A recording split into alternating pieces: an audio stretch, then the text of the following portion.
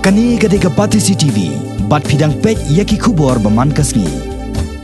Haba phasha ka ji ko black eye football ha kalampong jong ka Officers Choice Blue, Shillong Premier League 2018. Kabala pelong da ka kanhon Shillong Sports Association. Hannen ka sngi ka katsan tarik bunai risau arja kat pra,